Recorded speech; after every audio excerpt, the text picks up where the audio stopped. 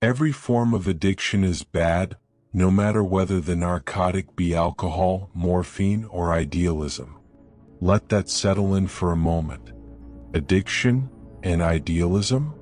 How often do we think about those two words together? We imagine addiction in the obvious forms: bottles on the floor, needles, smoke in the air, desperation. But Carl Jung saw a different kind of addiction, one far more subtle, one that wears a mask of goodness, a mask of hope, a mask of spiritual enlightenment or moral certainty. He warned us of the hidden narcotics, not just alcohol, not just morphine, but the ideas we use to escape reality. Addiction isn't just a substance problem, it's a reality problem. We become addicted to whatever lets us avoid what we don't want to feel. Why does someone drink excessively? To escape loneliness. Why does someone obsess over work? To avoid worthlessness. Now ask this: why does someone chase a perfect love? Why does someone immerse themselves in spiritual practices, not as devotion, but as avoidance? Because reality as it stands feels unbearable. So we escape, not with drugs but with dreams. Carl Jung saw addiction as a symptom, a messenger. It tells us that something inside us remains unhealed, unloved, unseen. And idealism, the pursuit of perfection, can be the most socially acceptable way to escape all of it. Let's talk about idealism. We are taught to admire ideals: true love, eternal peace, success, spiritual purity, being a good person. But Jung saw something different. He saw that when these ideals become rigid, they don't lift us, they trap us. Because here's the hidden truth: idealism is a drug that numbs us from the real. It creates a fantasy, a beautiful one, but a fantasy nonetheless. And when we're high on fantasy, we don't see clearly. We tolerate things we shouldn't. We chase things we don't need. We abandon the parts of ourselves that don't fit the ideal. Take love, for example. We fall in love with an image, not a person. We cling to the potential of someone, not their truth. We love who we hope they'll become and ignore who they actually are. That's not love. That's addiction. And the withdrawal from that illusion? It hurts just as much as any chemical detox. Jung introduced the concept of the persona, the mask we wear to fit in, to be accepted, to be admired. But what happens when we become addicted to that mask? You know the answer.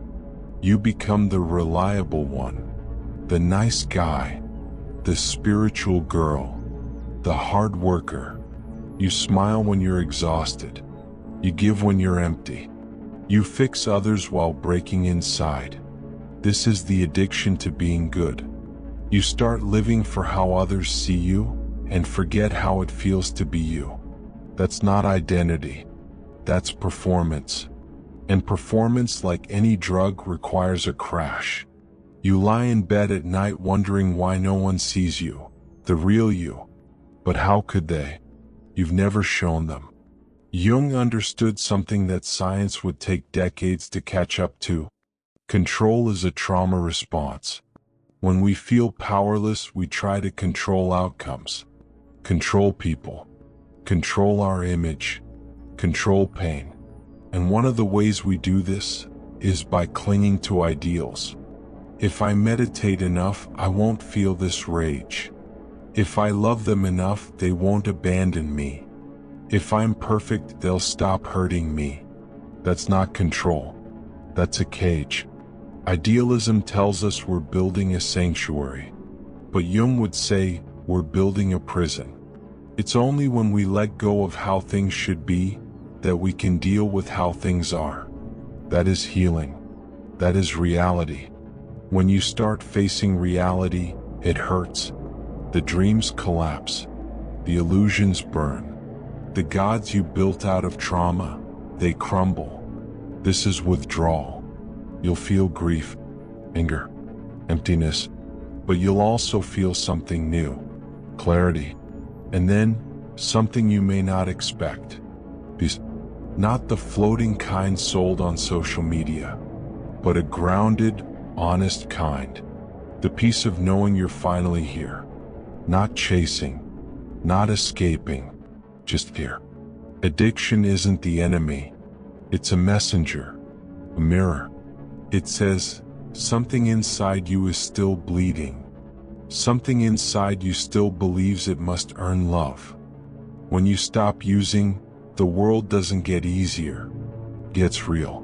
But in that reality, you find truth. And in truth, you find freedom. Jung didn't want you to be perfect. He wanted you to be whole. To feel every part of yourself, the sacred and the scared, the divine and the dark, the dreamer and the doubter. Because only then are you truly awake. Every form of addiction is bad, no matter whether the narcotic be alcohol, morphine, or idealism. Not because it makes you bad, but because it keeps you from being free.